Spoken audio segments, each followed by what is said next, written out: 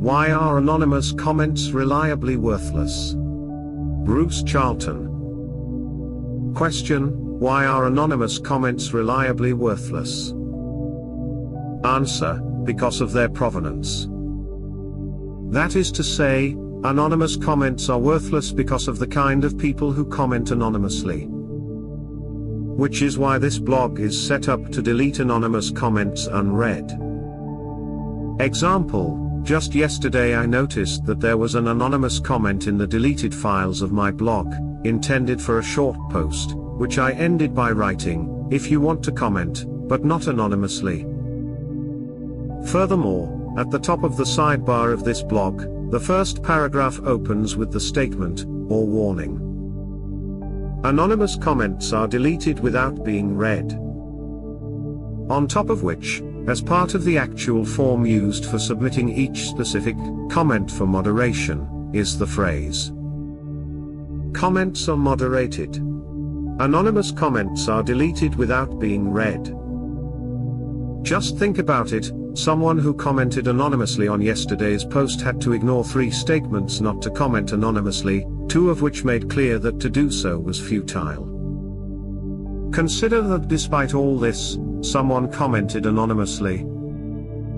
This example says a great deal about the people, or entities, which comment anonymously, and why it is that anonymous comments are deleted without being read. Fear and trembling? Certainly not. Bruce Charlton. Wherefore, my beloved, as ye have always obeyed, not as in my presence only, but now much more in my absence, work out your own salvation with fear and trembling. Philippians 2:12, written by the Apostle Paul. This seems fundamentally wrong for these days and times, in terms of how a Christian ought to approach life. Of course, this mortal life is tragic, as well as joyous, and we ourselves are weak, and prone to fear, resentment, dishonesty and many other sins, as well as blessed by divine freedom and the capacity for love. But I am sure that Christians are not intended by Jesus Christ to regard our salvation with fear and trembling, and that, indeed, to do so is a sin akin to despair. Fear and trembling is a sin because it is evidence of a lack of faith in God's goodness and power. On the contrary, salvation is in our own hands, as is evident throughout the 4th Gospel, which, to simplify, means that if we want salvation, we can have it. We get it by following Jesus Christ, and that following means after this mortal life, and following analogously to a lost sheep following a good shepherd.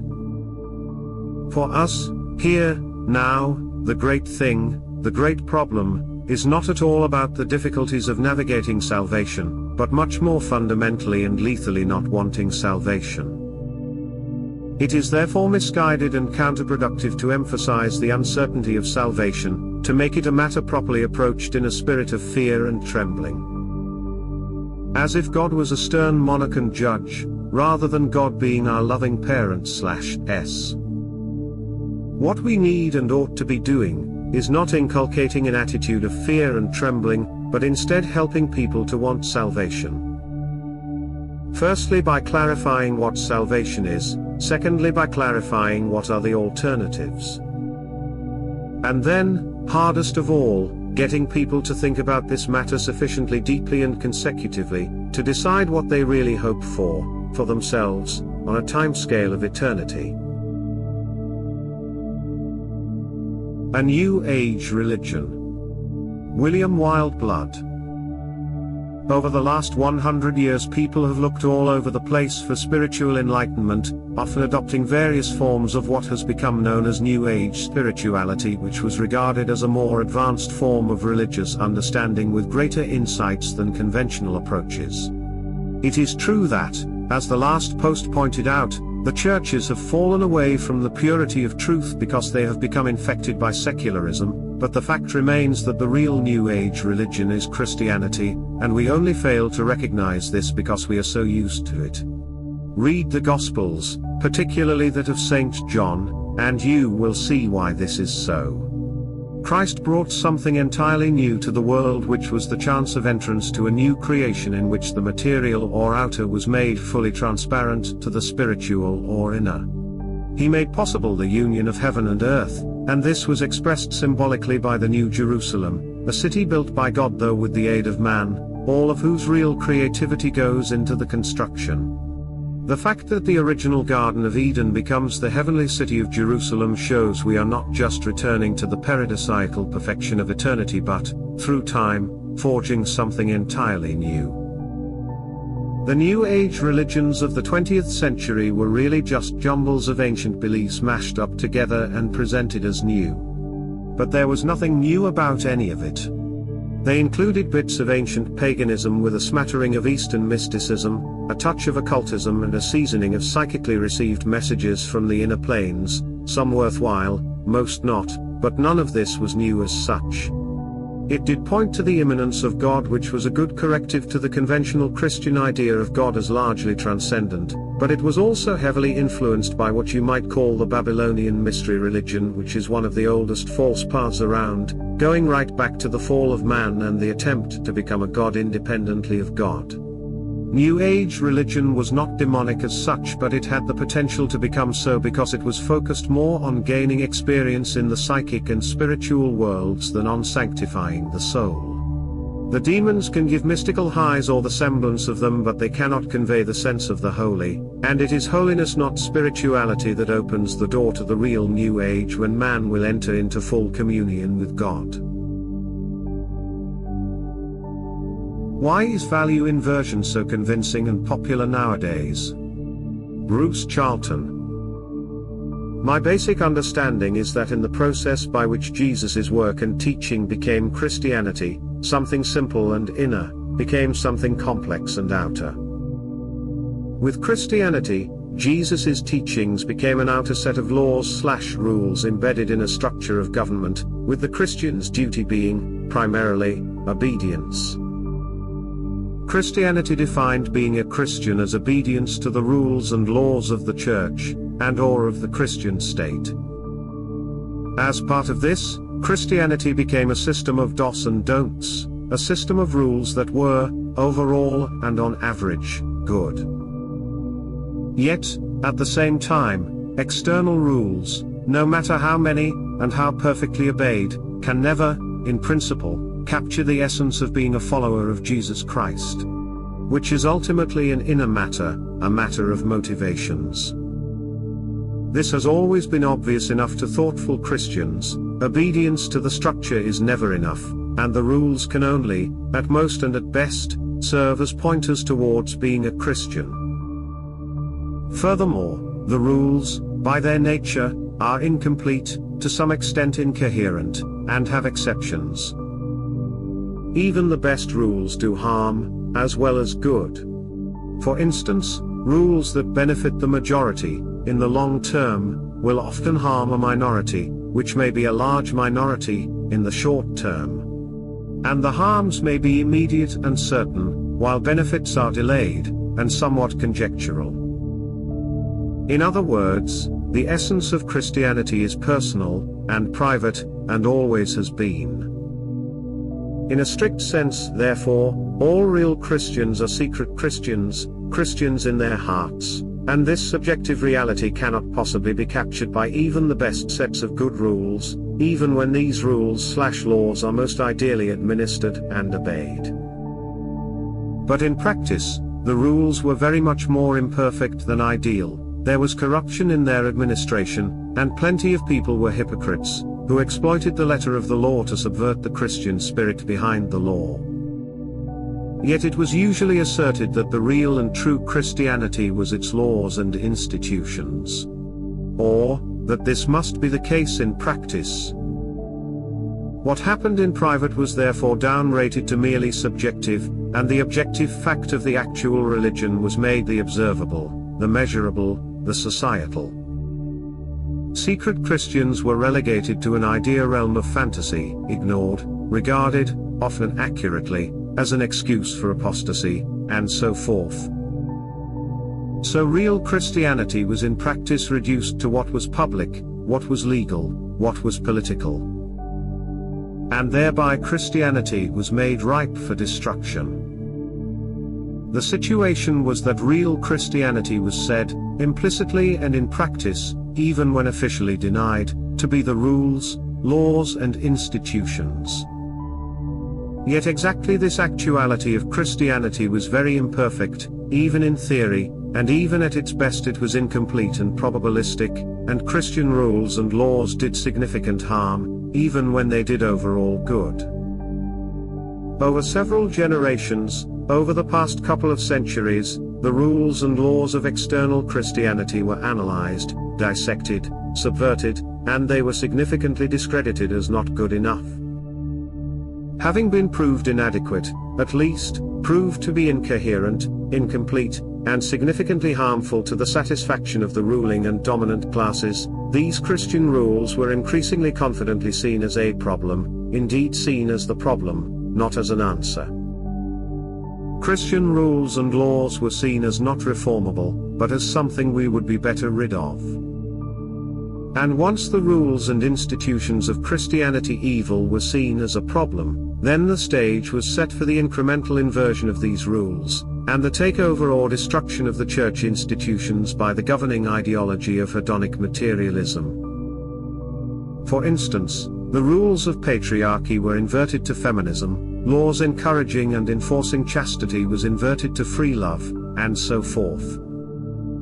My point here is that, in the space of about 150 years, the West has gone from a set of net good but imperfect and partly harmful Christian rules, via a stage of critique and subversion of these rules, to the current situation in which there has been a value inversion.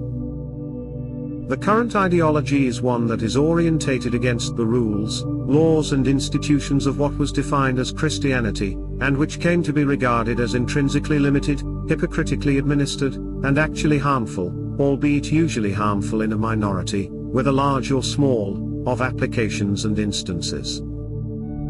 With this behind us, we cannot, and indeed should not try to, return to the pre-current ideology system of rules/laws/institutions. Even though the rules and laws of Christendom were indeed better than the present situation overall and on average.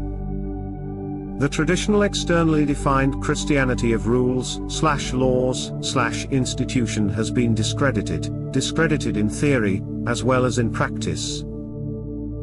The problems of the past are just too obvious, and too well known, for sufficient, and sufficiently widespread, motivation to restore it, even if that were possible.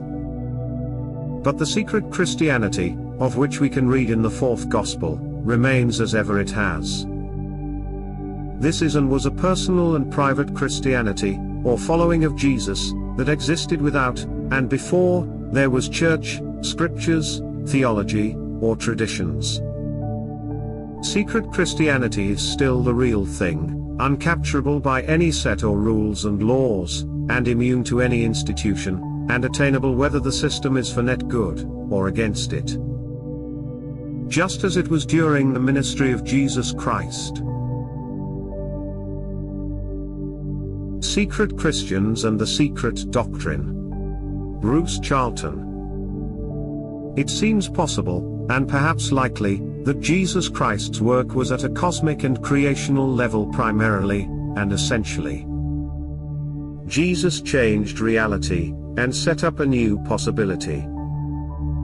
The religion of Christianity would therefore be something secondary and optional, a means to the end of being a Christian, that might well be or become an obstacle or deterrent to achieving that end.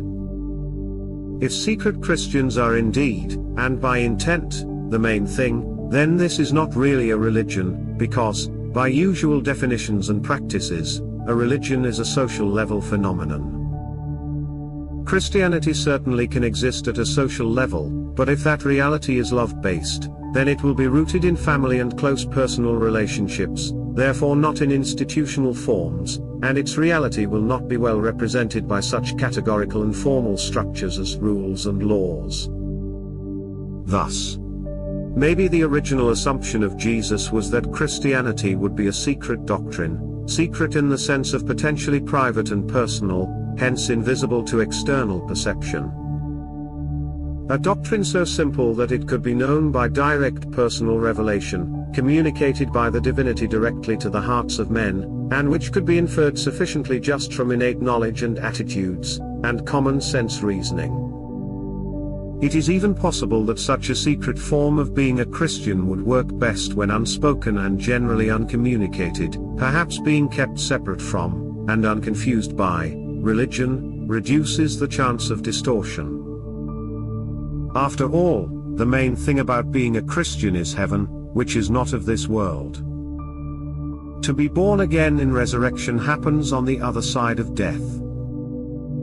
Following Jesus during this mortal life is bound up with contingencies, but what absolutely defines our destiny is whether or not we follow Jesus after we have died biologically.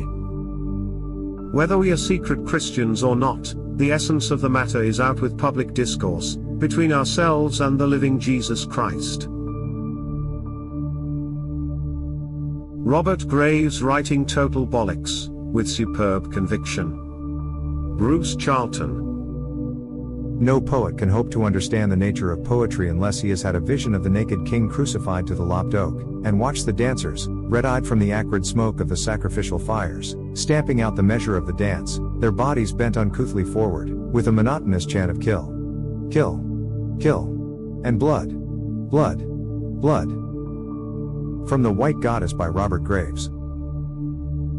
The above is a prime example of what I mean by Graves's superb, i.e. impressively splendid, prose style, so strong, self-confident and vivid that it is easy to be convinced. And thereby fail to notice that what he is actually describing as the basis for mankind's ideal and proper religion is not only completely made-up factual nonsense, but also horribly, invertedly, wrong, grossly undesirable, and an actively evil state of affairs. Just in case the reader is doubtful of having understood him aright as proposing this kind of society as a good thing, then Graves provided us with an illustrative novel of this supposed utopia, 7 Days in New Crete. Yet, while actually reading the passage, well, it's hard not to believe him, for a moment or two. Abyss explanations for freedom and evil come closer, but not close enough. Francis Berger. Nothing can be prior to or outside of God. The above is a fundamental assumption in Christianity and in virtually all Christian doctrines, dogma, philosophy, theology, and teaching. However, the assumption faces heavy headwinds when another core assumption of Christianity comes into play, namely, freedom. Or at least they do for me. Traditional/conventional Christian theology and philosophy offer many apparently logical and coherent arguments that explain how freedom can still be authentic and real even though nothing is prior to or outside of God, yet the explanations they provide and the abstract qualifications they utilize tend to diminish or subtly deny the reality of authentic freedom. Or at least they do for me. The dilemma is a simple one. If nothing can be prior to or outside of God, then freedom cannot be prior to or outside of God. If freedom cannot be prior to or outside of God, then freedom is something God created for humans. If freedom is not something God created, then it is an eternal aspect or idea of God that he shares or allows human beings and other creatures to access or partake in. Either way, God is the ultimate source of freedom. In the same way, he is the ultimate source of everything. In general, most Christians see no dilemma in any of that, not even when evil enters the equation, which is strange because if nothing can be prior to or outside of God, then it only follows that evil cannot be prior to or outside of God. Yet this is unacceptable because God is omni-everything, including omnibenevolent. So, if God is not and cannot be the source of evil, what is it, and where does it come from? How does it manifest in the world? Most Christians will quickly point to free will and confidently claim that evil is a product of free will, that it arises or manifests when free will choosing goes against God's will and divine purposes. They will also insist that such a choice for evil is necessary because if God had denied such decisions, we would be little more than push-button automatons, not actual, free creatures. Okay, granted, but such explanations do little to shed light on where the evil from free will choosing comes from, especially when you factor in the assumption that God is perfect, all-powerful over creation, and that nothing can be prior to or outside of him. The basic solution to this problem, one many theologians have relied on over the centuries, is in the literal understanding of the assumption that nothing can be prior to or outside of God. So being is God. Whatever is not of God is not being. Thus, evil is nothing. Non-existent. Theologians like Augustine and Boethius define evil as the absence of good or privatio boni. Within such conceptualizations, evil is not a substance, thing, or entity but a lack or absence of good. In other words, evil itself has no real existence. It is non-existent. More precisely, evil can have no real existence because everything in existence, insofar as it exists, must be good. To suggest otherwise would not only contradict God's omnibenevolence, but it would also reflect poorly on the Creator, to the point of making him look bad. Within the privation boni framework, being is equated with goodness, and non-being is equated with evil. All that is good, all that is not is evil, which immediately raises the question of why God allows privation evil at all. It also raises questions of how and why God would create beings with the freedom, and power, apparently, to choose to manifest non-existence or non-being in creation. Well, since God is omni-everything, the manifestation of such non-existence or non-being must serve some divine purpose, so the world is inherently good, despite all the non-being flaring up all around us. Q. Leibniz and his best of all possible worlds conceptualization. As satisfying as these explanations are to the traditional/orthodox minded, I have never found them convincing. Thankfully, I am not alone. Some Christian thinkers also struggled to accept such proposed theodicies and definitions of freedom. Chief among these were Boomer and Boosterism, each of whom aimed for more penetrating insights into freedom and evil. Starting from the initial assumption that nothing can be prior to or outside of God, the above-mentioned thinkers nevertheless pushed the envelope as far as they could take it in terms of qualifying or reinterpreting just what not prior to or outside of God meant or might encompass. The following are extremely brief encapsulations of those qualifications and reinterpretations that do little justice to the content and depth of each writer's arguments. Still, for the sake of this post, I'll touch on a few main points. Boomer's vision of the ungrund is essentially a reinterpretation of the Trinity. Boomer begins with God the Father as the ungrund, a fiery abyss containing all the indefinite matter of the universe and the divine will. As such, God the Father, considered on his own, is neither good nor evil but contains both, unconsciously and impenetrably. The ungrund, Father, knows itself through its relationship with the Son, who Boomer defined as light and wisdom. The Father then expands and expresses itself through the Holy Ghost. The ungrund of the Bohemian Trinity possesses two innate wills, one good and one evil, love and wrath, which drive him to create nature, including humanity.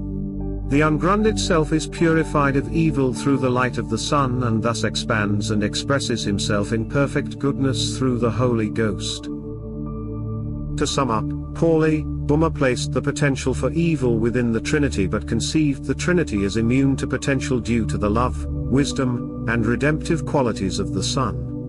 This vision not only conforms to the assumption that nothing can be prior to or outside of God but also strives to explain how and why evil exists in creation via the war in heaven, and the fall yet can be overcome via Christ.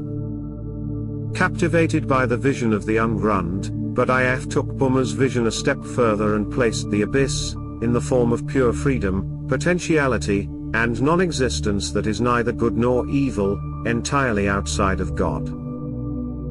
In doing so, Boosterism places freedom before being and breaks the not prior to or outside of God paradigm. However, he does so primarily to preserve God's ultimacy rather than demean it. The Trinity emerges from the ungrund in dramatic self-actualization and proceeds to create everything else from the ungrund. Out of the divine nothing, the Gottheit or the ungrund, the Holy Trinity, God the Creator is born. The creation of the world by God the Creator is a secondary act. From this point of view, it may be said that freedom is not created by God, it is rooted in the nothing, in the ungrund from all eternity. In my very humble opinion, Boomer and Badiaf both offer far more convincing and coherent explanations for the origins of freedom and evil, yet neither abandons the traditional conceptions of evil and, subsequently, freedom as non-existence or non-being. And neither truly abandons the assumption of nothing being prior to or outside of God. In Badiaf's case, the ungrund possesses no ontological reality, thus it does not limit God as infinite or absolute. Also, God's birth from the ungrund happens outside of time, hence, there is no real before. And even if there is, that thing that is prior to God is not really prior to at all but happens instead in eternity and freedom, beyond any concept of time. Although I find the abyss explanations for freedom and evil fascinating and, to a great extent, far more convincing than traditional explanations, I can't help but feel that they remain hemmed in by the constraint of ensuring that nothing is prior to or outside of God. From my perspective, freedom becomes far more comprehensible if one assumes that it is and has always been an inherent part of eternal beings, of which the primary creator, who has mastered freedom through love, is supreme. Such a framework renders any idea of non-being or non-existence absurd and offers far more meaningful explanations for the significance of freedom. More on that in a future post. A precise geopolitical prediction, for what very little it's worth. Bruce Charlton. My prediction, before this April, i.e. within less than a month of the new DT administration, there will be a massive fake pennant atrocity to justify massive Western intervention in the Middle East, de facto in support of CHOAM. There will be some kind of state of national emergency in the major Western military powers with dictatorship powers resumed bypassing normal legislative procedures, as happened in 2020. There will be plans for a large and rapid military deployment to the Middle Eastern region, and I think there may well be an attempt to introduce military conscription under some misleading conceptualization. This is, I believe, the plan, but of course, in a world of free agency, and where there is a hot civil war among the Western/globalist leadership class, it may not work out as planned. The best thing about this prediction is that if I am wrong, as I hope will be the case, then the prediction will easily and quickly be refuted, and will not, therefore, hang around for ages, causing trouble. J.D. Salinger, The Contradictions of His Westernized Hindu Spirituality. Bruce Charlton. In Zoe by J.D. Salinger, which is one of my favorite stories, reinforced by the preceding and following stories of Raise High the Roof Beam, Carpenters, and Seymour, an introduction, the young adult protagonists, Franny and Zoe Glass, are acutely motivated by a hatred of egotism, in themselves, as well as in others. This hatred of ego, of the self and its aggrandizement, is so powerful as to become the prime motivation, the most important thing for them both. This leads to a double negative spirituality, with the usual problem of double negations, which is incoherence. Incoherence because we can, and most people do, incoherently oppose and reject multiple things, but lacking a positive motivation there is nothing, not even in principle, that can or should harmonize such rejections. In Zoe and the other stories, as, apparently, in Salinger's own life, this loathing of ego led to oneness spirituality, which in Salinger's case was an inevitably Western form of Vedanta Hinduism. In Zoe, we therefore get two opposite attempts to negate ego, and attain oneness. The first is to reject everything, so as to regard this mortal life as unimportant.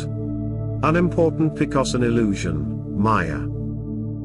We should thus strive to live by asceticism, without any attachment to the people and things of this world. The other, substantially opposite, response is to cease discernment among the things of this world, because they are all, ultimately, one, and then to conclude from this that everything is valuable, and equally valuable. In other words, we should embrace everything, every person, everything, every event or non-event, all just the same. The idea is that the whole world is, equally, holy, and that, as Franny and Zoe's elder brother Seymour supposedly said, all we do our whole lives is go from one little piece of holy ground to the next. So which is it to be? Do we reject the ego by rejecting the world, and ceasing to care about anything? Or do we reject ego by trying to recognize and experience that everything in the world is holy and equally holy? It seems that Franny and Zoe oscillate between the two. Also in practice, Franny and Zoe, and their brothers Buddy and the late Seymour, are very keen on practicing a kind of micro-discernment, that discovers ultimate meaning in tiny, unnoticed, neglected yet wonderful epiphanic moments of life. The result is an inconsistency of belief and practice which is, apparently, intensely frustrating, and indeed despair-inducing, to the point of suicide in the most rigorous among the Glass siblings, Seymour.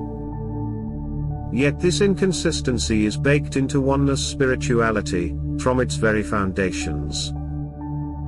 And this incoherence works as a kind of proof that the double negation of rejection of ego cannot, and should not, be the highest value. We should instead seek a positive value as our highest and deepest motivator. Is it possible to be a Christian, and to practice another religion? Bruce Charlton. Question: is it possible for be a Christian, and to practice another religion? Answer: yes, it is possible, here and now. But it was not always possible. In the past, and even today, in other places, someone who recited a creed would believe that creed. More exactly, he could not say it unless he believed it, because saying was believing. In earlier forms of human consciousness, thoughts were words, words were thoughts, and words were things. But now, words are not things, words can mean other than they say, or mean nothing. Now, thoughts are distinguishable from words, and words are distinguishable from actions. This is, indeed, normal, and indeed required. Therefore, modern men can do Christianity, but not be a Christian, and can be a Christian but not do it. So it is here and now possible to practice any other religion, or none, and yet be a Christian. And or be a Christian and / yet practice some other religion, or none. Which is, if you think about it, when you look around at the world, very much for the best, which is, presumably, why God has made things thus. Suspect arguments are usually driven by suspect motives. Francis Berger. I recently reflected on an ultimately pointless discussion I was involved in not too long ago, and it occurred to me that the vast majority of arguments some people tout as coherent and ironclad are actually flawed and deceptive. The biggest doozies among these have to be the arguments marinated in things like Zeno's paradoxes. Chief among these is the old, you can't traverse the infinite and arrive at the present time spiel, which is commonly employed by people enamored by thinkers like William Lane Craig and his Kalam cosmological argument. The impossibility of traversing the infinite is also known as the successive addition argument, and it is commonly wielded by those who wish to prove that the universe had a finite beginning. The argument proposes that the universe's past cannot extend infinitely into the past because this would create an impossibility, specifically, that all the events in the past have been adding up since eternity, hence completing, at this present moment or any moment infinitely far back from the present, the traversal of an infinite series. Okay, whatever, But the argument very subtly includes a beginning point, and that is where the little trick in the argument is hidden. You see, there is nothing inherently contradictory or metaphysically impossible about traversing an infinite that never began. More precisely, the infinite can be traversed because it lacks a definite starting point called infinity. The same holds for a beginning that is infinitely far in the past. Contrary to claims otherwise, the infinite can be traversed by starting somewhere. The possibility of infinitely far beginnings reveals infinity can be traversed. Incidentally, it could be traversed many times. Perhaps even infinitely. Anyway, none of that is of particular interest to me one way or another. What interests me is the obstinance with which successive addition arguments are utilized, even after the flaw in the argument is exposed. That's where the motivation behind the flawed argument usually surfaces. The content of visions is non-objective, clearly, and yet. Bruce Charlton. I had missed this very interesting post by William James Tykanevich, Visions as Eruptions of Dreaming Consciousness into Waking Life, when it came out some 6 months ago. I agree with his remark that dreaming goes on all the time, but only sometimes emerges into awareness, and some of these times may include visions. Such considerations open up a very important theme, about which I have often been confused. The thing about visions is that they can be very compelling, in an overall sense. They may feel very important, which probably means they do have genuine significance. Yet at the same time the content of visions is non-objective. I conclude this not only from my personal experiences, in which the objective content of some very compelling, highly convincing, dreams and visions has turned out to be untrue, factually false, informationally wrong in various ways and degrees. But also, I have noticed this factual/informational falseness/wrongness in others. From having read and pondered large numbers of accounts of visions from all sorts of people. From some famous founders of religions and denominations and societies. And in more recent reading in the works of 20th century people who were Christian mystics, in the Western tradition of ritual/ceremonial magic, and from New Age and Western practitioners of Eastern religions. Of course, among all these reports are plenty of people who I judge to be dishonest, pretending to experiences in order to manipulate other people, and others who seem self-deluded and dominated by wishful thinking. Most self-styled visionaries are indeed of these kinds, and are spiritually interesting only in a pathological sense. However, there are also plenty of visionary experiences described by people whose honesty I believe, and whose competence I respect. There is, therefore, truth of some sort in their visions. And yet, the objective content of their images I usually believe to be wrong. Furthermore, there are stark contradictions between information reported by the various trustworthy people, even among those who I most respect. They cannot all be correct, at least not correct in the kind of straightforward and literal ways in which so many of the individuals themselves seemed to accept the content of their visions. This is not at all surprising if, as W.M. Jass says, visions are, mostly, waking dreams, because dreams are, notoriously, often incoherent, and factually impossible dream material is frequent. It would seem like an obviously futile project to try and build some kind of objective system of spiritual knowledge from the material of dreams. Yet, exactly this has been, and still is being, often attempted. My conclusion is that we should not be trying to use visions, or, indeed, other paranormal kinds of experience, as a method for gaining factual understanding. Although this is exactly how visions often have been used, the actual results are idiosyncratic to individuals, and potentially unstable, in that future visions may contradict those of the past. In the case of formal religions, or systems such as Steiner's anthroposophy, such intrinsic idiosyncrasy is controlled, and a quasi-objectivity is externally imposed, by privileging particular visions by particular persons. Usually the founder's visions are regarded as factually true, eternally objective, such that they cannot be refuted by anyone else's visions. To this end, there is a frequent practice of either forbidding, or ignoring, contradictory visions by other and later persons, as when Steiner's legacy Anthroposophical Society expelled the occultist mystic Valentine Tomberg, for doing what Steiner had done. Or, as with the CJCLDS Mormons, doctrinally limiting the significance of later visions and personal revelations to minor and individual matters.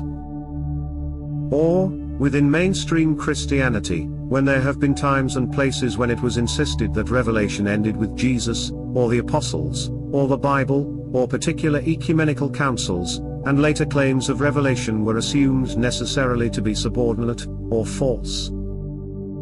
But this seems, pretty obviously, merely an expedient exercise of top-down power, designed to maintain an institution or system. If a religion or other institution is founded upon and derives from visions, and other supernatural experiences, then there is something very dubious about later generations suppressing or limiting the significance and scope of visionary experiences. But such negative and skeptical evaluation of visionary experiences is not the whole truth of the matter, because it would seem to point to the rejection of this kind of experience as intrinsically false, or impossible to evaluate. And if visions really are impossible to evaluate, then most religions have cut away their own foundations. Even though having the quality of waking dreams, visionary experiences are, I believe, potentially very important, and rightly regarded as, in some way, significant. Because our dreams themselves are potentially important, and this was a fact recognized in nearly all times and places except the modern West. My own attitude is to try and get away from the idea of visions, and dreams, as a source of factual, objective, information or knowledge, and instead to seek the significance at another level. In line with my general attitude, with respect to theology and Christianity, I think it probable that the true and important facts of our mortal life are few and simple, graspable by and innate to young children. In essence, visions ought not to be used such as to increase the volume, complexity and difficulty of information, and should instead be understood as leading us towards clarity and simplicity. What we might reasonably expect from dreams may be of this kind: simple affirmations or refutations of simple and basic understandings, point us towards or away from broad aspects of our mortal lives. I would add that it has usually been recognized that most dreams, and probably most waking visions, are essentially trivial. And only some, maybe few, and maybe rare, dreams impress themselves upon us as significant, those numinous dreams and visions, ones having a mystical feel and a sense of personal importance. It is these numinous/mythic/significant feeling dreams to which I refer. For instance, when I awake from a dream of a particular place having a magical quality, and this dream lingers, such a dream is not likely to be indicative or confirmation of specific information about a specific place. Perhaps, instead, it may be a very general affirmation of the potentially magical reality underlying my mortal existence, and the specifics of the dream are just a means to that end. I have had an occasional lucid and realistic dream of Jesus Christ in his mortal life, and in one such dream he gave some specific information, which I later became sure was wrong information. Yet even when all the details are false or dubious, the dream had a lasting inner significance as a subjective confirmation of the simple reality of Jesus, as a personage. Broadly, that is now how I try to interpret my dreams, visions, or any other supernatural type experiences that happen from time to time. I try not to become focused upon specific detail and facts, and instead to reflect upon my own simple responses as a guide to what was really being communicated. Another way of thinking about it is that visions, like dreams, are not about telling us something new, but are about the simple discernments involved in sorting out our already existing and most basic assumptions concerning our lives, and how they relate to reality. Visions are therefore about discernment, not knowledge. Explaining contradictions, the paradoxical expressions of Christian mysticism. Bruce Charlton. It strikes me that the way in which, what I might call, mainstream/orthodox/traditional Christian theology tries to explain its inbuilt contradictions, is by the assertion of contraries, in a paradoxical and mystical way.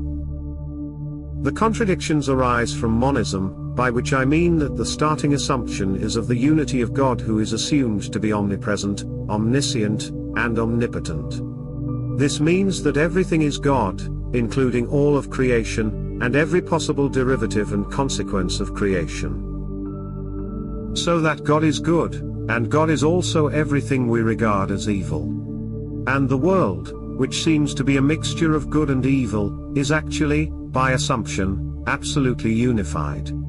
All that exists is one kind of thing, because that thing is God, because there is nothing else that it could be.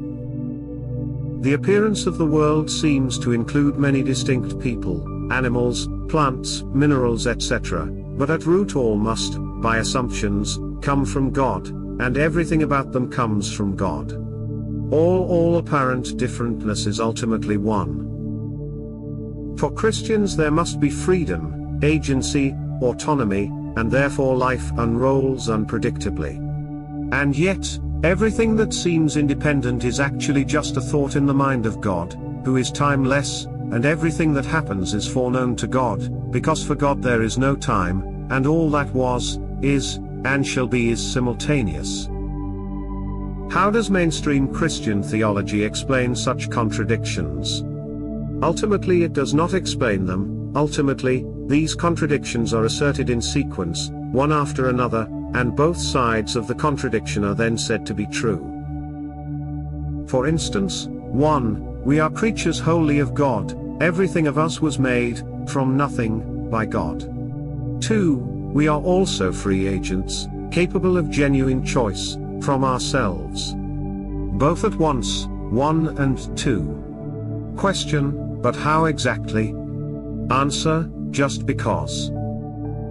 Two contradictory statements are made, one after the other, and asserted both necessarily to be true, and that is the mystical explanation of the contradiction. Therefore, when an inquirer digs deep into Christian theology to ask how it fits together, he meets with mysticism, and that mysticism entails the sequential assertion of contraries as simultaneous truths. Christian mysticism is the realization that all apparent contradictions are compatible within the unity of Omni-God. For mainstream/orthodox/traditional Christian theology, contradictions are fundamental and unavoidable, therefore paradoxical mysticism is necessarily the bottom line explanation when it comes to reconciling the world with ultimate reality. The question for each Christian is whether or not he is happy with having his religion rooted in paradoxical mysticism. It seems that in the past, in many times and places, people were happy with a religion rooted in contradictions. However, I am not happy with such a situation here and now, and indeed regard it as a fundamental and fatally weakening flaw. Which is why I have needed to develop a qualitatively distinct explanation for Christianity, rooted in different primary assumptions regarding the nature of God and reality. The individual spiritually transcends the group, yet our material society depends on categories, a sign of the end times. Bruce Charlton. I have often discussed the change in human consciousness by which our original state of near-complete, albeit largely unconscious and spontaneous, immersion in a group identity, has transformed to the modern experience of, on the one hand, alienation, cut-offness from community and indeed the world, and, on the other hand, freedom, agency, the autonomy of the individual. We modern Western people need to be conscious of our understandings, and to choose our affiliations and motivations, in a way that was impossible in the past, but unavoidable in this present. Hence we are responsible, in an ultimate way, for our beliefs, including the primary assumptions we make concerning the fundamental nature of reality, i.e. we are responsible for choosing our metaphysical system. We just are responsible, although, at present, this responsibility is largely shirked. Instead, people prefer to take refuge in assertions that they have no choice, or that their understanding is compelled upon them by facts and reason. Yet what counts as facts and reasons are, in actuality, themselves a consequence of prior metaphysical choices. What this means is that the individual is the primary unit of spiritual discourse, in a way that undercuts not only such groupings as nations, races, sexes, and the like, but also church institutions of all kinds. When the individual is primary, the group must be secondary, and derived. Yet our society is based in groups. All of our social institutions already, and, in some ways, increasingly, regard individuals in terms of their group identity, and this applies to laws, rules, procedures, mandatory guidelines, economic formulae, and the like. This seems both practically and conceptually inevitable in political terms, such that we cannot even imagine how a human society, in this world could possibly function, on the basis of consciously chosen relationships between individual persons. In sum, the group collapses, and is transcended, spiritually. But, at the same time, materially, the group has not been transcended, and there seems no sign that it shall be. We are materially ruled on the basis of categories and algorithms, even as spiritually we are free and responsible agents of our own salvation, learning, loving, and creating in this world. The spirit and the material now pull us in opposite directions. To satisfy the one, we must subvert, weaken, and perhaps destroy the other. Perhaps this is another indication that we are in the end times. Abysses and ground. No.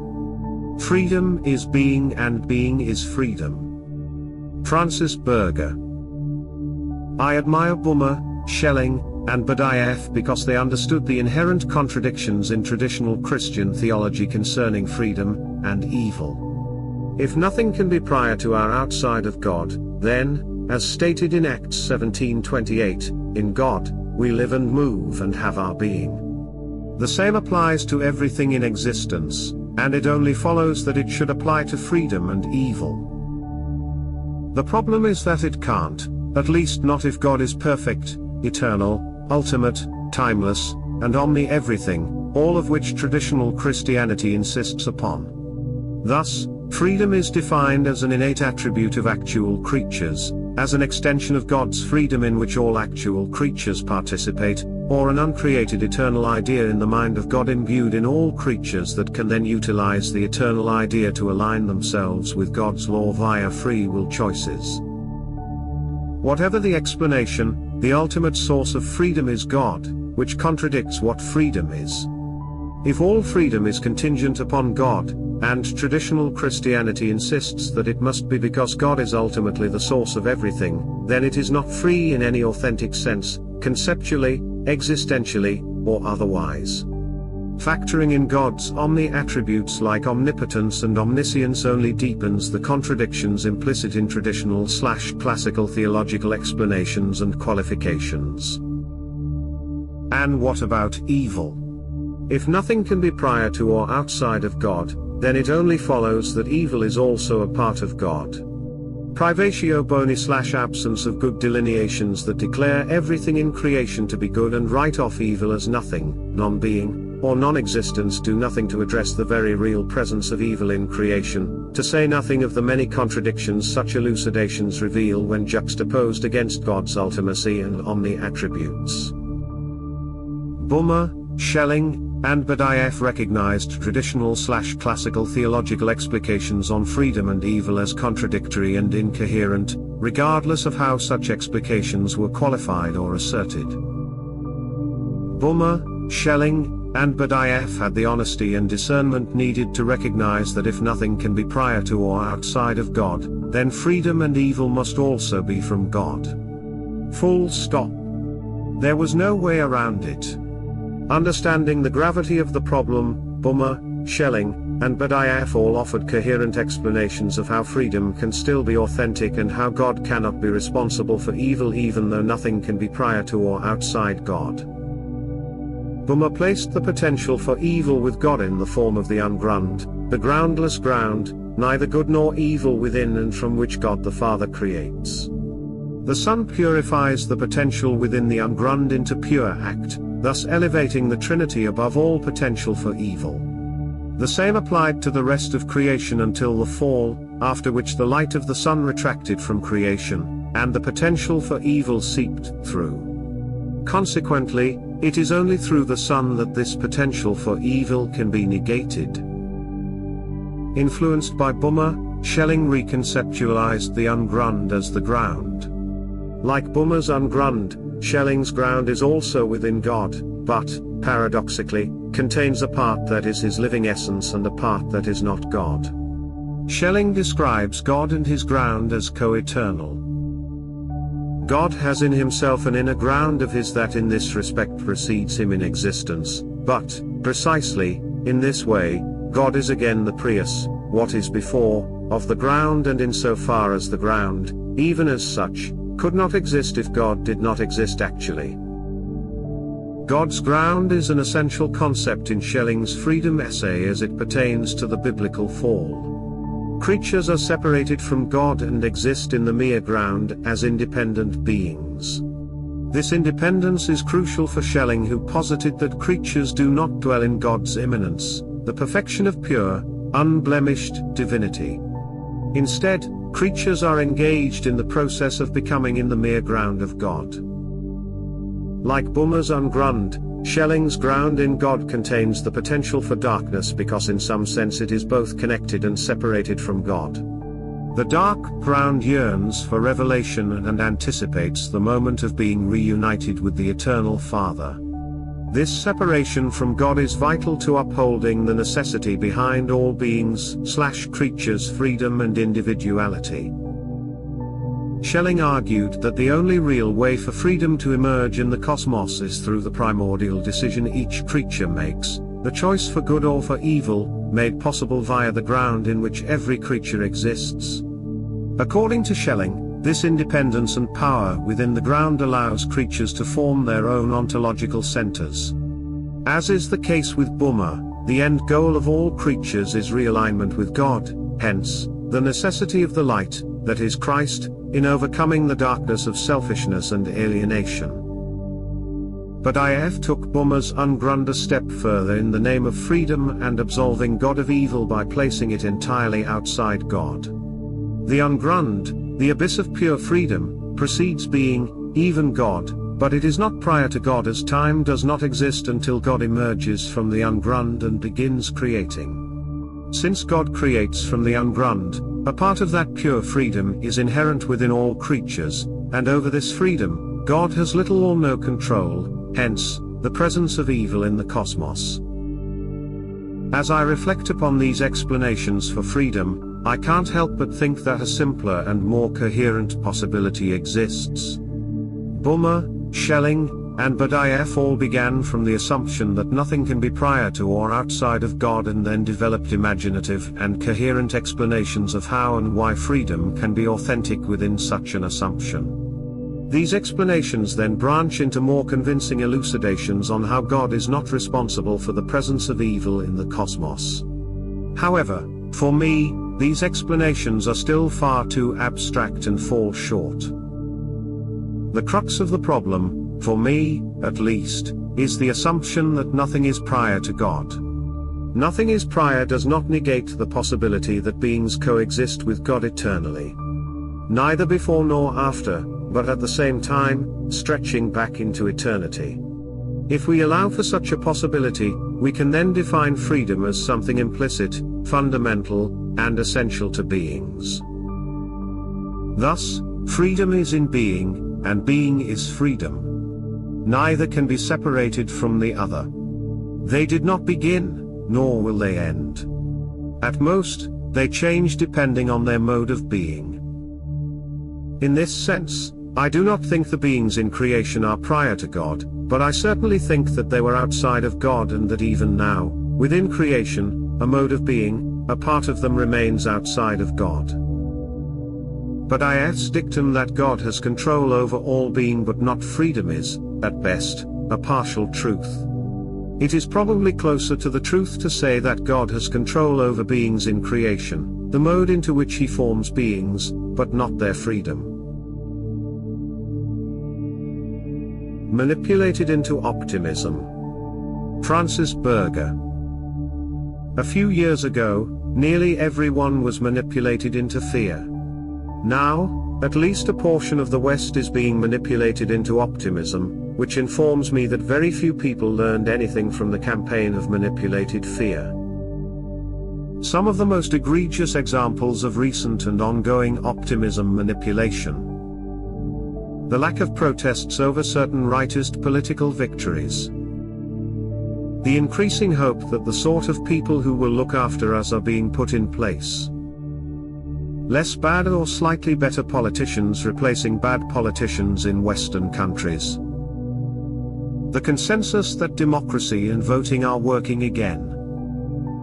The notion that wars will end or decrease in number soon. The media is getting better and more balanced. The sudden and inexplicable right to expound potentially racist views. The promulgation of outrage and concern stories in the mainstream media that were taboo to even think about, let alone publicly express a few years ago. Free speech is winning. Companies, especially social media, and tech companies, sudden abandonment of certain odious policies, including climate stuff, DIE, trans, etc. Politicians and leaders who stomped on freedom 4 years ago are now heralded as freedom fighters. Alt-right/Christian types on venues like the Joe Rogan Experience. Rebranding of certain business/finance/CEO types as masculine and macho. Bitcoin will break the system and set everyone free. Increased interest in things like Christian nationalism. Increasing sentiment that the Catholic Church will improve and reassert itself as soon as the current Pope dies, which can't be far off now. Even the dullest of leftist dullards are increasingly becoming aware of how utterly retarded a leftist/woke society is, evidenced by events like the fires in California. The unsupported but rampant belief that the masses won't be taken in by future fear campaigns. And that's just the tip of the iceberg. Remember, it's still the system, and as far as I can tell, the system is not in any sort of creating mood. Optimism or Boosterism. Bruce Charlton. It is surely pleasanter to expect things to get better in the future, than to expect the opposite. Yet, if we are honest, such predictions ought to be rooted in honest realism rather than what happens to make us feel more cheerful at the moment. But aside from this, optimism is often tainted by Boosterism, which is often regarded as a distinctively American trait, but, since the US came to dominate global culture, is now seen almost everywhere. The idea of Boosterism is that optimistic prognostications are self-fulfilling, that if people believe something is going to be successful, to get better, then this will happen. Boosterism seems to derive from people talking up their town or business, exaggerating and boasting about its past and present success, in order to attract belief and investment, leading, it is hoped, to a more prosperous future. Boosterism also applies to people as well as institutions, and, in England, has gone from a disapproved rarity in my early adult life, to something insisted upon by bureaucratic procedures, hence almost universal. For instance, UK scientists in the 1980s were self-deprecating and affected humility. But from around the millennium, scientists were required to construct and publish elaborate deniable dishonesties concerning the great importance and influence of their work, as part of local and national bureaucratic research evaluation schemes. Since appointments, promotions, and funding depended on successful boosterism, scientists soon believed these inflated self-narratives, and their scientific research is incrementally detached from reality, transforming into status-seeking fantasies. Such calculated untruthfulness, in a domain which was tasked with absolute truth-seeking, was self-justified in terms of all the good work that could be accomplished, if only I had that appointment/promotion/funding/award or whatever. In the end, those who embarked on this path simply became ever more focused on satisfying the ever-fluctuating, bureaucratic criteria of success, which were not merely irrelevant to, but actually opposed, the conduct of real science. Online discourse has also become rampant with boosterism, as can be seen by the self-presentation of most people engaged in social media, blogs, videos, etc., including the frequency with which analysis and opinion is linked to monetization. This happens because the promotion of a place, or a business or other group activity, so easily becomes conflated with self-promotion, and self-promotion is justified in terms of its, supposedly, leading to benefits for the place, business or group. This can be seen in the absurd, but universal, practice whereby people who are awarded some prize, award or honor, claim that I didn't want it for myself, but accepted it for the benefit of the team. This. After grinding and groveling in pursuit of just such a prize/award/honor, for perhaps several decades. Anyway, our natural inclination to want to believe things are getting better may synergize with boosterism in a spiritually undesirable fashion. Typically, this is obvious to everyone except the person doing it, who is being gratified by, what seems to him, asserting success and its achievement, as if by magic. Pretty rapidly, the process detaches from reality, and gets sustained by dishonest fantasy.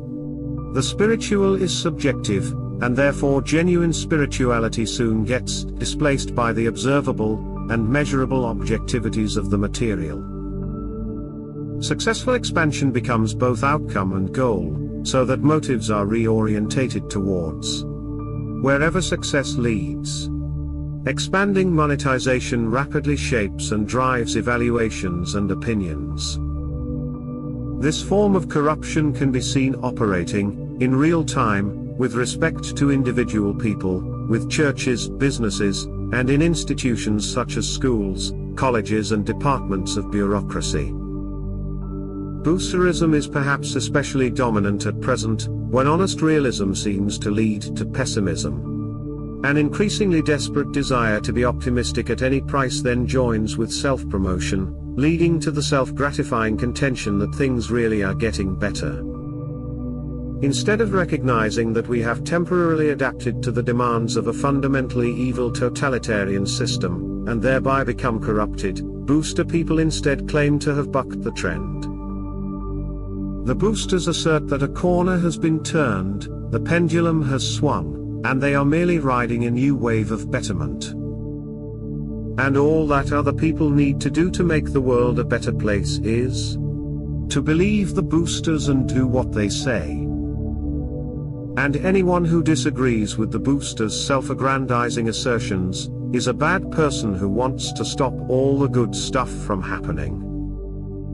Note, this was stimulated by reflections at Francis Berger's blog. Power and corruption is the evil of power and amplification, a temptation, or the fundamental nature of things. Bruce Charlton. In ancient times, it seems that power was regarded as a good thing, the only problem was getting it. The assumption was that gaining power simply enabled good people to do good things. Power was wanted for us, and our power was good. The evil of power was when they had it, and exercised it on us. When someone with power did evil, then the ancient assumption was that power simply revealed their real nature, which had previously been thwarted of expression. Power for the ancients was thus an amplifier. It was as if goodness and evil were innate qualities. A good man given more power would, by his nature, do more good, and vice versa. The best society was therefore one such as King Arthur's Camelot, in which there was a good and powerful ruler. The era of power as amplifier also includes the assumption that the goodness of the ruler's power would permeate the people, as if the people would inevitably absorb the goodness of power, like a sponge. So, a good and powerful ruler would lead to a better people. The idea that power corrupts was a product of the modern era, and became socially dominant especially in the middle 20th century. We see it in literature such as the depiction of the emperors and their courts in Robert Graves's I Claudius and Claudius the God, when many basically decent individuals such as Augustus, Tiberius and Claudius himself, become corrupted by their power. And those who are not corrupted get eliminated. The corrupting effect of power was supposed to work such that a normal, or even good, person who got enough power, would strongly tend to be corrupted by it. So that a powerful monarch, or in the 20th century a secular dictator, might start out doing overall good, but would tend to become worse, get more selfish and paranoid, and do increasing harm. The more power someone had, and the longer he wielded that power, the more corrupted he would become. Thus, in contrast with the ancients, the power corrupts idea was that power would itself tend to make individuals evils. Power was understood as a temptation. The more power, the longer the power was wielded, the greater the temptation. From the late 20th century the idea began to emerge that power was intrinsically corrupt. Power just is corruption. While it is true that power amplifies innate evil, and also corrupts, in this most recent era there is more to power.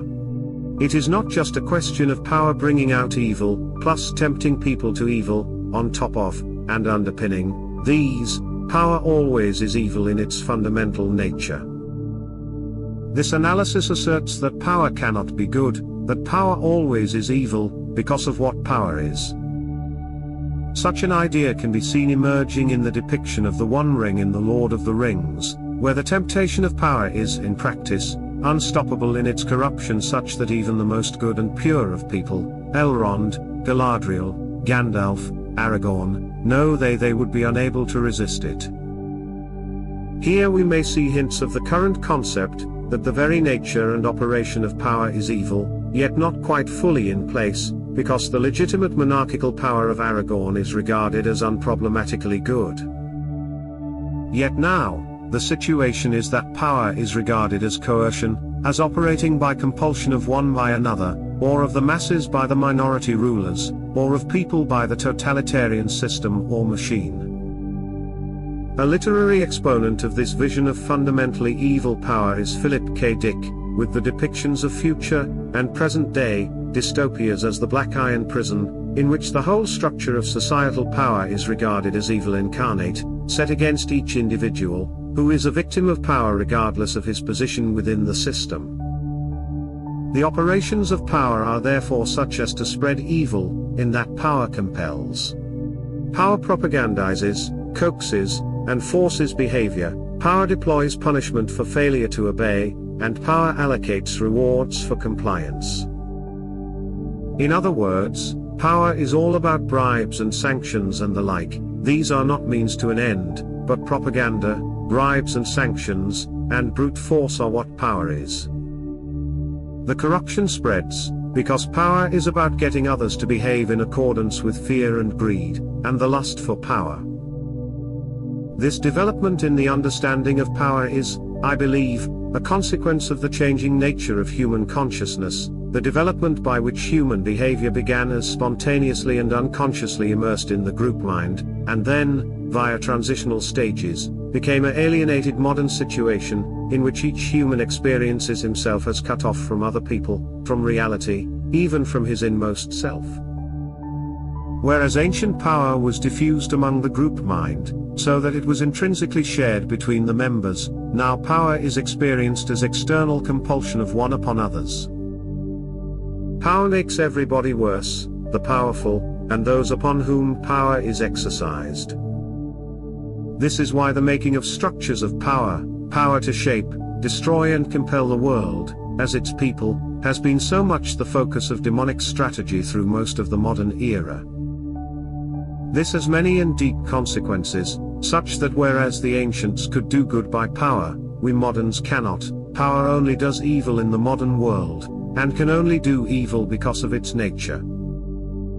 This applies to all humans with power, all are evil, and to all institutions with power, including Christian churches. Insofar as a Christian church is powerful, it is evil, it can only be evil. Whatever Christian churches do to increase their power is based on the false argument that power will enable them to do more good. The reality is that more power simply makes churches more evil. Because power is evil by its nature in the context of modern consciousness, institutional activity to do good that was normal in the past, is impossible in the present.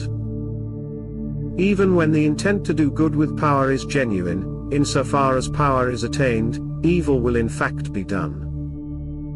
This corruption of power is not just a temptation that might, in theory, be eschewed. The corruption of power is unavoidable, because it is in the fundamental nature of power. Note, what of the future? Well, it seems clear to me that, when power is known as innately evil, Christians need to lose their past keenness on getting and wielding power via, whether personally, or via institutions. The antidote to a world of power, is a world of love, and that is heaven, and the mortal realities of heavenly love that we may experience on earth. But even our idea of heaven needs to be purged of past infatuations with power. We should also distinguish between the zero-sum games of power, which is all about arranging what is already created, and our potential for adding, eternally, to the sum and varieties of divine creation, through our own divine freedom, in harmony with ongoing creation. Of course, in our mortal lives in this mixed world, permeated by entropy and evil, we cannot eschew power, and necessarily participate in it, but we can and should recognize and repent the necessity. Further note, lest I be misunderstood, the situation is not symmetrical. Although power is evil, powerlessness does not mean goodness. To be wholly good, power must not be operative. To put matters positively, goodness works by love, not power. Power is the destruction of loving relationship. However, in this mortal earthly life, love and power are always mixed in actual men and their actual relationships, in a manner analogous to the inevitable mixture of good and evil in the hearts of each man. Only after we have been remade and transformed by resurrection can men, and other beings, become wholly loving. So, the situation in this earthly mortal life is that we cannot be goose and loving, except partially and intermittently, but we can, and should, to affiliate to the side of love, just as we can should affiliate to the side of God. It is not a matter of total reform and purification, which is impossible in this world. What matter is a matter of taking sides, and, when it comes to values and matter of taking the right side. Acknowledgement. My awareness of the changing understanding of power originated from Tom Shippey's discussion of the One Ring in his magisterial The Road to Middle-earth, and some further discussion in the essays Roots and Branches. So-called AI is a world of virtuality, a copy of a copy. Bruce Charlton. Edited from a sharply insightful comment by NLR at Francis Berger's blog. A common claim is that, so-called, AI will usher in an endless frontier of creativity. There's plenty of reasons to disagree with this, but I want to discuss the assumptions associated with this view of creativity. The core distinction is that the assumptions of mechanistic creativity are false at a fundamental level. The idea that the virtual world would become a world unto itself has been presented over and over again for decades, in both fiction and non-fiction. And yet how can that be true when the virtual world takes everything it has from the real world? What actually happened is that the virtual world has shrunk more and more over the years, and so-called AI is just increasing this. Since AI works by copying what's on the internet, Its products are a copy of a copy, creating a world of virtuality. The Fox's Prophecy. William Wildblood. This is a chapter from my book about the end times. It is not just in the great myths and religions of the world that the end times are foretold. The Fox's Prophecy is an English poem written in about 1870 by a Mr. D.W. Nash, about whom not much seems to be known. The scene is set on a beautiful crisp November morning in the Cotswolds, when the diamonds of the hoarfrost were sparkling in the sun and the varied tints of autumn still lingered in the wood. A huntsman becomes separated from his hounds, and turning to look for them, he is suddenly struck by an aged fox that sat beneath a tree. Surprise turns to astonishment when the fox fixes his sparkling eye, which shone with an unearthly fire, on the huntsman, and addresses him like a Christian man. The talking fox says that as the last of his race he has been given the power of prophecy, and he proceeds to unfold a vision of the future which is not a happy one.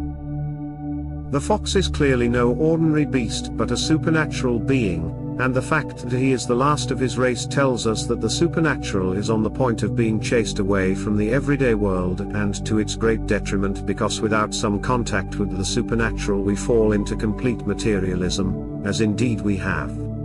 Materialism does not just mean that the spiritual is no longer regarded as real. It means that everything is sacrificed to the utilitarian and the monetary, hence the modern obsession with the economy, and the destruction of beauty unless it can be made economically viable. The fox first predicts the end of hunting, but he says he regrets this because the end of hunting means the end of traditional rural life, of community and living according to the seasons of nature. He says that not upon these hills alone, the doom of sport shall fall, or the broad face of England creeps, the shadow on the wall. Thus, he equates the demise of fox hunting as going along with a more general decline. It doesn't cause that decline, but the state of mind that ends hunting has other much broader effects as well. Hedgerow and copse shall cease to shade the ever-widening field is a prediction that has certainly come true. But then he says that the manly sports of England shall vanish one by one, the manly blood of England in weaker veins shall run. England was the first nation to industrialize and reap the benefits of a reduction in infant mortality through such things as improved sanitation and health care. In 1800 the infant mortality rate was 33%, in 1870 when the poem was written 26% of children died before their 5th birthday, but now the figure stands at 4%. On the face of it this is an unmitigated good, but nothing is that simple. What is happening in this case is that the weaker are surviving, and adverse genetic mutations that would have been weeded out of the stock by natural selection are carrying on and spreading. Forget the moral issues for the moment. On a purely pragmatic level the consequences are what they are, and the fox was right. Moreover, these adverse genetic mutations, and the vast majority of mutations are adverse, do not just have an impact on physical well-being but affect the brain even more, as 84% of the genome is active in that organ, more than any other part of the body. This will potentially lead to personality disorders, problems with mental health and even decline in intelligence. All predicted by the fox in a couple of pithy lines, and again further on when he says, "Degenerate sons of manlier sires to lower joys shall fall." The fox goes on with his tale of woe as the ancient landmarks sink under the waves of progress, time-honored creeds go down and traditional faith becomes a joke, though there arise a swarm of new self-made religions. Education is dominated by utilitarians who do not teach how to think but what to think.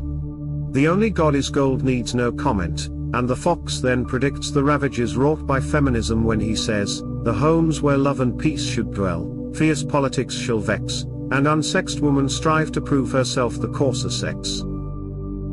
Politicians become useless demagogues, and the army and navy are cast aside as too costly to maintain. The wise fox even predicts the mass immigration of recent years. The footsteps of the invader then England's shore shall know, and the country becomes disarmed before the foreigner, and yields the treasures she lacked the wisdom to defend. All is not doom and gloom, however. The fox foresees a restoration when purged by fire and sword, the land her freedom shall regain, and taught wisdom by disaster with the greed of gold departed, old England's sons again shall raise the altar and the crown. At this point the cry of the hounds breaks in on the scene and the fox vanishes, leaving the huntsman alone to shake his head in wonder, as indeed he might, given that the numinous has just broken in on his everyday world. No one is ever left the same after such an experience. When I first read this poem I was reminded of the prophecy of Hermes, which is a very different but at the same time similar work from around 300 AD contained in the book of Asclepios. It describes the downfall of ancient Egypt when it abandons the gods. It is different because it is much more religious in tone, but it is similar in that it predicts the tragedy of cultural loss through human ignorance, egotism and materialism. In the Egyptian case there is a spiritual restoration when God cleanses the world from evil, now washing it away with water floods, now burning it out with fiercest fire, or again expelling it by war and pestilence. This is proper end times, conclusion of the cycle stuff. The fox's version is simpler and humbler, though it too includes a purging by fire. The fox's view is simpler because it is a peasant's or countryman's version of the end-time scenario that is more concerned with national than spiritual loss, though there is an overlap. Don't forget the fox may be a supernatural being, but he is still a member of the animal kingdom. His prophecy is written not from grand metaphysical insight like the Egyptian one and others, but a deep instinct that comes from being in tune with the environment, and a sensitivity to changes which do not arise organically. It lacks the spiritual awareness of more sophisticated versions, but makes up for that by its sympathy with the natural and the traditional, which serve as guides to right thought and behavior. The fox realizes that the modern world is abandoning these things to go its own way, and sees it as being very much the loser by that. He speaks from an awareness of natural rhythms and cycles, and knows that when human beings turn their back on nature and act on egotism, they fall into materialism and greed, which lead to disaster. But he has no real understanding of the spiritual processes involved behind all that, so the restoration he foretells is of a much more elementary nature. His prophecy is accurate as far as it goes, but it doesn't go far enough. For most Christians, officially, Omni-God is mandatory, free will/agency. Not really. Bruce Charlton. The problem for traditional, orthodox mainstream Christian churches is that they make a very big thing about the creator deity being Omni-God, but when it comes to the free will of men, well, freedom is accorded much less significance. On the one hand, Omni-God is absolutely mandatory, the church member must swear to that concept. On the other hand, each man's freedom, well, it is supposed to be present and effective. Christians are supposed to be able to choose our values, commitments, behaviors, either because we get divinely evaluated on them, or else simply because these decisions have consequences related to salvation. However, both in theory and in practice, freedom may be, more or less, dispensed with by this type of Christianity. At the very least, man's freedom gets so hedged about with so many caveats, that when it comes to the crunch, for example when it comes to a conflict between man's freedom and God's omni-status, well, agency means little or nothing. Omni-God must be, but man's freedom is something rather difficult, something we are allowed to doubt and debate. In the crunch, Omni-God prevails and freedom is imprisoned, and perhaps forgotten. Looking at a couple of Protestant documents, the 39 Articles of 1571 are, in theory, if not in practice, the Confession of the Church of England, and all the other churches in the Anglican Communion, third largest in the world. This has as its first item of faith, the Omni-God. There is but one living and true God, everlasting, without body, parts, or passions, of infinite power, wisdom, and goodness, the maker and preserver of all things both visible and invisible. The Westminster Confession of Faith from 1646 is the basis for several nonconformist groups, including the Presbyterians. This is more explicit and hardline in its Omni-Godism than the 39 Articles, and requires affirmation of a conception of the God that would, of itself, probably satisfy the most ardent pure monotheist.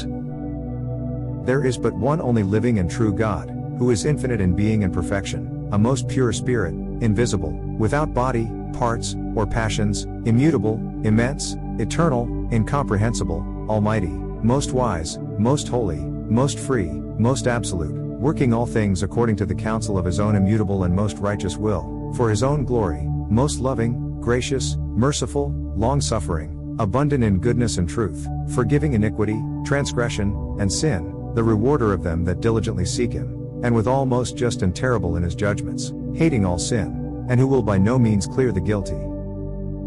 God hath all life, glory, goodness, blessedness, in and of himself, and is alone in and unto himself all sufficient, not standing in need of any creatures which he hath made, nor deriving any glory from them, but only manifesting his own glory in, by, unto, and upon them. He is the alone foundation of all being, of whom, through whom, and to whom, are all things, and hath most sovereign dominion over them, to do by them, for them, or upon them, whatsoever himself pleaseth. In his sight all things are open and manifest, his knowledge is infinite, infallible, and independent upon the creature, so as nothing is to him contingent or uncertain. He is most holy in all his counsels, in all his works, and in all his commands. To him is due from angels and men, and every other creature, whatsoever worship, service, or obedience he is pleased to require of them. Having established the absolute requirement of belief in an omni-God, what do these documents say of man's freedom? 39 Articles. The condition of man after the fall of Adam is such, that he cannot turn and prepare himself, by his own natural strength and good works, to faith, and calling upon God. Wherefore we have no power to do good works pleasant and acceptable to God, without the grace of God by Christ preventing us, that we may have a good will, and working with us, when we have that good will.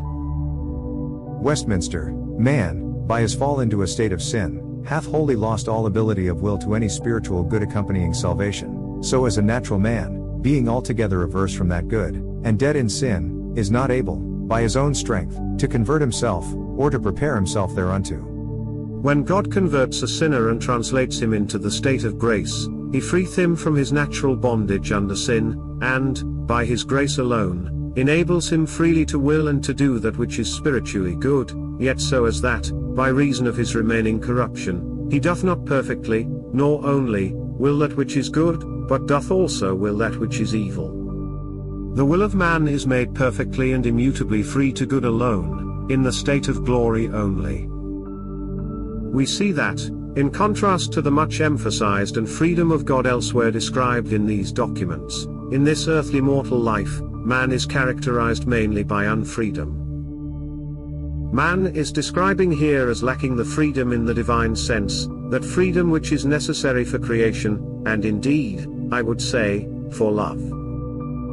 In these confessions, man cannot will good, but can only will a kind of double negation of rejecting evil, or will acquiescing to the good that is done for us and given us by God the Father and Jesus Christ. What I see, is how far from the situation described in the Gospels, especially the fourth Gospel, John, Christianity had developed by the time of these confessions. How close Christianity had come to the pure monotheism of Judaism or Islam, by which man's freedom is, so it seems to me, almost solely related to the choice of obedience and submission to God's will, law, and commandments. Even this minimal version of human agency as obedience is, by my understanding, impossible when God is truly omni. When God is everything necessary, man's existence and choices mean nothing of real value. When God is absolute and infinite in knowledge, power, and presence, this eliminates any need, space, or place for man's agency to exist, so it gets ignored. For orthodox, mainstream, traditional Christian churches, the Omni-God is absolute, compulsory, officially required, built-in. Human free agency, by contrast, is treated like an optional extra, a mere embellishment or decoration on the rock of faith, nice but, when the chips are down, not really necessary. Therefore, if a Christian believes in the reality and vital importance of his own free agency to salvation and theosis, to living this earthly mortal life, then, in order to be honest and coherent both, such a Christian ought to set aside the Omni-God concept, or at least relegate Omni-God to subordinate status, and instead seek an understanding of God that acknowledges, and clearly and coherently explains, the nature, origin, truth, and goodness of each man's freedom. Note, I leave it to the members of the two largest Christian communions, Roman Catholic and Eastern Orthodox, to do the same exercise for the confessional documents of their own institutions. The hand follows the eye. To navigate life, we need to look where we are going. Bruce Charlton. The only way to talk with the subconscious mind is through the pictorial imagination, because it has a very archaic mode of mentation that developed before speech had been thought of. It is unresponsive to logic, or argument, or appeals to its better nature. But show it a picture, and it understands and is only too ready to cooperate, now that it knows what is required of it. This is an exemplification of the well-known maxim that the hand follows the eye. If you look over the hedge when driving a car, you will end up in the ditch because, all unconsciously, you will steer in the direction in which you are looking. The novice keeps his eye on the curb in order to avoid running into it, and follows St. Paul's example in doing the thing he would not. The expert looks where he wants to go, and gets there. Edited from page 21. An Introduction to Ritual Magic by Dion Fortune, edited by Gareth Knight. This is a metaphor for the role in our mortal life. Where we want to go means our desire for, and confident belief in, salvation. The hand follows the eye. The hand is what we do in life, all that complex and potentially bewildering combination of attitudes, and knowledge, and actions. The eye is what is the subject of our attention. If we look over the hedge, looking around instead of looking ahead, we shall be distracted by the temporary contingencies of mortal life, and will end up in a ditch. If our attention is focused on the close-up and specifics of life, such as the avoidance of sins, or doing particular good works, then we will drive into the curb. We need instead to focus on where we want to go. And for a Christian, where we want to go comes after death, and is resurrected eternal heavenly life. When we know where we want to go, are confident that we can get there, when we look at it and keep this vision before us, then we will get there. Can God lose in this world?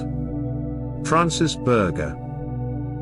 An important post by Dr. Charlton on the problem of Omni-God and free agency prompted an insightful comment exchange between Bruce and blogger Derek Ramsey. Derek. Quote, "In the Bible, Satan seems to act as if it were possible for God to be defeated. This isn't to say it was probable, but his rebellion in heaven makes no sense if it were categorically impossible for him to have success. Satan's behavior implies that Omni-God isn't a metaphysical reality. The idea that God could have lost, however improbable that outcome might have been, is what allows me to conceive of freedom as a meaningful concept." End quote. Bruce. Quote, "My understanding is that there was, and is, a sense in which God, the Father, can lose in this world, which is why Jesus Christ is so vital, in his second creation of heaven. What I mean is first that death cannot be eradicated from this mortal world of our experience. God can keep creating mortal life, but it will keep dying. And there is a continual battle of God against evil. God can continue creating mortals, but the devil's party continues to accumulate personnel, and can increase subversion.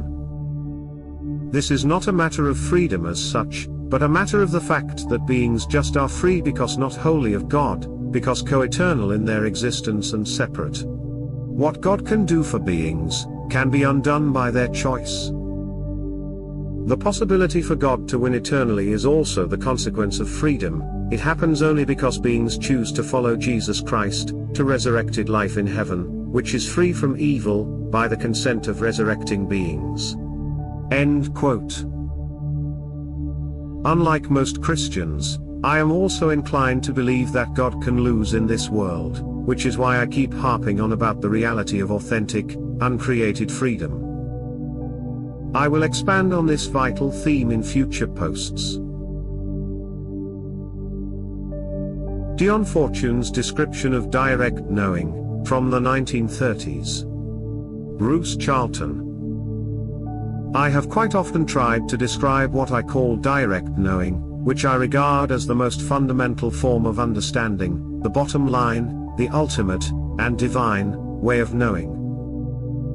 Yesterday I found a passage of writing which seems to describe how direct knowing feels and operates, written in the 1930s by Dion Fortune. She says there are three basic ways that the mind works: in words, in picture images, and a third and higher type of mentality, which comes to all of us occasionally at times of stresses. This is a thinking in terms of pure idea, in which the idea arises in the mind complete and does not have to be thought out, but comes in a flash of realization which we apprehend in a sudden glimpse of insight, which will then gradually unfold and realize in all its implications.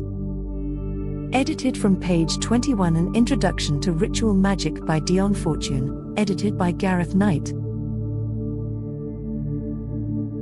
The Most Reluctant Convert, 2021, Max McLean in a short movie about C.S. Lewis's conversion. Bruce Charlton. Last night we watched The Most Reluctant Convert, a short, 90-minute, movie about C.S. Lewis's life and conversion, written by and starring the excellent Bible Gateway performer Max McLean.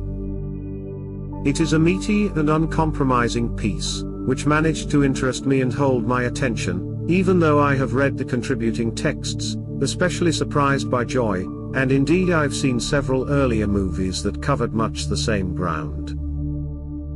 Like many adult converts to Christianity over the past 70 years, C.S. Lewis's writings played a significant role in this process. Looking back, I can see several respects in which Lewis's experiences, and his answers, seem wrong to me now, including his experience of having to resist being converted, his orthodox traditional classical theology, and the way he equates being a Christian with joining a mainstream church.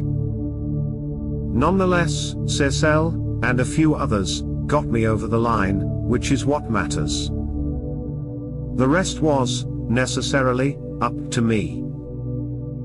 I was pleased that the movie's take-home message, spoken by Lewis during in the last few minutes, focused on what was, for me, the most effective of the arguments that Lewis made, with Tolkien, the argument from desire, as it is called. The final step was taken. It was like a man who, after a long sleep, has become aware that he is now awake. My conversion shed new light on my search for joy. The overwhelming longings that emerged from reading MacDonald's Fantasties, and seeing my brother's toy garden when a child, were merely signposts to what I truly desired. They were not the thing itself. I concluded that, if I find in myself a desire that no experience in this world could satisfy, the most probable explanation, I was made for another world. At present we are on the outside of that world, the wrong side of the door. We cannot mingle with the splendors we see. But all the leaves of the New Testament are rustling with the news that it will not always be so, that one day, God willing, we shall get in. Meanwhile, the cross comes before the crown. And tomorrow is another morning. A cleft has opened in the pitiless walls of this world. And we have been invited to follow our great captain inside. Following him is, of course, the essential point. Why is modern man spontaneously alienated, naturally cut off from participation in reality. Bruce Charlton. Although people nowadays take the fact for granted, and hardly seem aware of it, it was much discussed in the early and middle 20th century that modern man was uniquely alienated. Modern man was cut off from participation in reality, he experienced himself as separated from the natural world, other people, even his real self. Life was experienced as taking place in the bubble of his own self-awareness. Modern man is not spontaneously and naturally religious, at least not after early childhood, in the way that men throughout history were naturally religious. The world of God/S, spirit, the livingness of nature, even the values such as truth, beauty and virtue, are all experienced as separate, alien, arbitrary. Why should God make things so that alienated people such as ourselves are incarnated at all? But in particular, why are we incarnated here and now, and in the recent past? My best answer is that we modern men were premortal spirits with these characteristics, and that we are incarnated now so that we are autonomous of pervasiveness and extremity of the evil of this world. Historical men passively absorbed the group and societal values in which they were raised, because they could not detach from them. But these values, although varying between times and places, were always good enough for men to choose salvation. The usual default was salvation, because that was what most people wanted, when they realized it was real and possible. However, social values here and now are opposed to salvation, so that only men who are detached from them can choose salvation. Our social values lead men to reject salvation. If we passively, unconsciously, uncritically absorbed our modern social values, then we would by default choose damnation. This means that our best and only chance of salvation is to choose salvation from a situation of detachment, i.e. of alienation, of isolation. We modern men are spontaneously outside of this evil world, and therefore it is possible for us to choose resurrected eternal heavenly life. And this is, I think, why people like us have been incarnated at a time and place like this. I am assuming here that the modern world, especially the West, is the most evil society ever to have existed in history, or before. There is no space to argue this, and indeed, it cannot be proven, but the main evidence is that our official, global, top-down, systemic, and socially pervasive values are, from a Christian perspective, inverted, actively anti-good, and incoherent. In this bureaucratic totalitarian public world, the appeal of the virtual world is obvious, but Bruce Charlton. This public world we inhabit in the world of work, officialdom, mass media etc. has been progressively bureaucratized to include all major institutions, and even family, and social interactions, and the bureaucracies incrementally made to interact and become compatible, and brought under the same auditing rules, therefore the same ideology and central control. Consequently, this functional aspect of human existence has been drained of personality and the spirit, it has become thin, superficial, mundane, and completely materialistic. Therefore, this major, and vital, aspect of life is experienced as a dead weight of coercive oppression, with no large or lasting place of escape. When the public and social world is so utterly purposeless, meaningless, and dull, it is natural that people look to the virtual world for escape into something richer, more exciting, more fulfilling. And yet, of course, the virtual world is a product of, and controlled by, the same totalitarian bureaucracy from which people are yearning to escape. So, the virtual world is always being subverted, always becoming more and more like the world of work officialdom mass media, increasingly sharing exactly that thin, tyrannical futility from which the virtual world offered some degree of escape. What this means is that more people are becoming more aware that their actual experienced world is never going to provide what they most deeply desire and need. Or, more exactly, this actual world will provide less and less, briefer and briefer, weaker and weaker doses of what they most want and need. Ever less joy. What makes this spiritually lethal, which is, of course, the ultimate demonic purpose behind all this, is that even these small, infrequent, enfeebled experiences will be interpreted as unreal, meaningless escapism, evidence of weakness, cowardice and psychopathology merely. And that is when people ought to consider the validity and implications of the argument from desire. Past definitions of evil no longer serve. Berger. Past definitions and conceptualizations of evil no longer serve.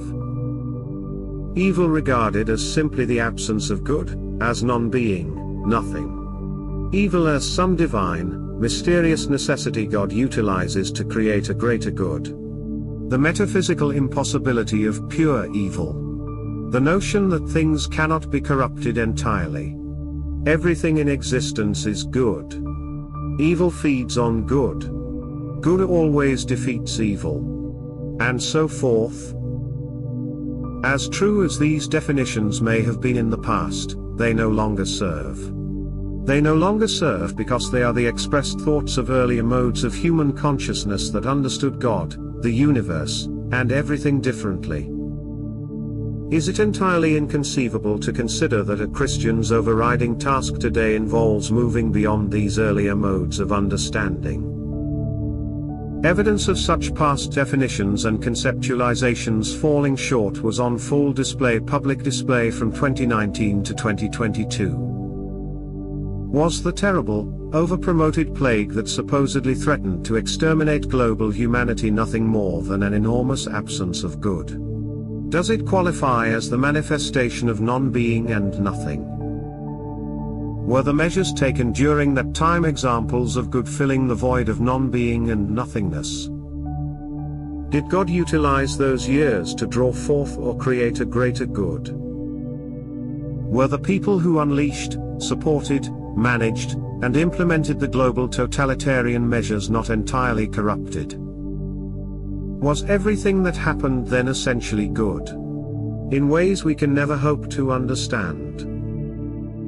Did not good triumph in the end after the whole thing subsided and life went back to normal? And what of the church closures? Just an absence of good. A necessary evil that brought forth greater good. Just a case of evil feeding on good.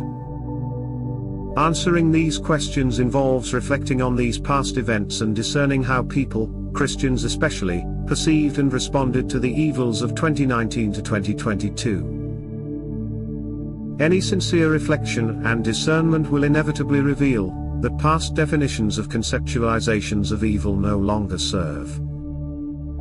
They no longer serve because past definitions of evil, freedom, and God no longer serve. Once again, is it entirely inconceivable to consider that a Christian's main task today involves moving beyond these earlier modes of understanding? Evil feeds on evil, not good. Berger. Evil opposes good but does not feed on it. On the contrary, in the presence of authentic good, evil starves. It is metaphysically impossible for good to provide sustenance for evil. If evil did feed on good, then God would be little more than a 24-hour all-you-can-eat buffet. If evil did feed on good, then there would be no positive motivation to be good. If evil did feed on good, then evil could never be overcome or defeated, not in this world nor the next. If evil did feed on good, then heaven could not exist, and Jesus' promise would be a lie. Evil does not and cannot feed on good.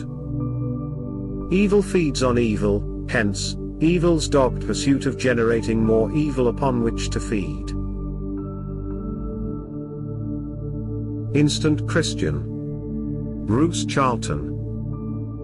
Over the centuries, the business of becoming a Christian has been made ludicrously complex and difficult, compared with the examples portrayed in various parts of the New Testament. There are, apparently, several instances of people becoming instant Christians in the Gospels. Jesus meets somebody, has a short conversation, that person makes a decision, and he or she becomes a Christian, spiritually, a follower of Jesus. Even in the descriptions of Acts of the Apostles, after the ascension of Jesus, when baptism seems to have been inserted as an extra requirement, there is the implicitly permanent and transformative conversion of the Ethiopian eunuch in the course of a single conversation. There are clear, simple, and apparently obvious lessons from this we ought to learn, concerning what is, and what is not, necessary to be a Christian. To be a Christian, you don't need a priest, don't need a church, don't need to know the Bible. Do not need to do anything in particular, do not need to be baptized, nor perform any sacrament, nor subsequently follow a specific life path. Indeed, it is implied that Jesus' followers included continuing sinners, i.e. those regarded by the Jewish law as beyond the pale. We do not need to adhere to any specific metaphysical doctrine, such as the Trinity, or regarding the nature of God. We do not need to affirm any particular philosophy. There is no requirement to be a particular kind of person, not a Jew, nor to know anything at all about Judaism, such as the Old Testament books, commandments, laws, rules of living. The simple inference from the actual conversions seems to be that anyone can become a Christian by wanting what Jesus makes possible, and by the commitment to follow Jesus to attain it. This primary requirement is, indeed, the only necessity, but it is also a thing, the nature of which is not obvious to our modern minds. We do not grasp what it means to follow Jesus, and in trying to articulate this, we are often led into vast needless complexity and spurious difficulty. This means that we need to set aside the truly vast weight of accumulations that by now hems in the idea of being a Christian. But it also means that, in setting aside the colossal superstructure of the unnecessary, distracting, and inverted, we do the work of thinking and discernment for ourselves. When we, rightly, reject the authority of other people and of institutions to dictate our salvation and mortal destiny, we must instead do the work ourselves, otherwise we will not truly have set aside the needless, but will simply become manipulated by a different, and probably worse, set of external authorities. As when apostate Christians, who reject the authority of their church/theology/tradition, instead, and typically, become servile leftist materialist socio-political activists. They merely switch their unthinking obedience from their church to the totalitarian demonic agenda. This matter of following Jesus is therefore a thing we each need to work out for ourselves. But work out in a way that recognizes the true answer needs to be recognized as clear, simple and obvious, such that its meaning can be conveyed sufficiently in the course of a single, brief conversation with a stranger.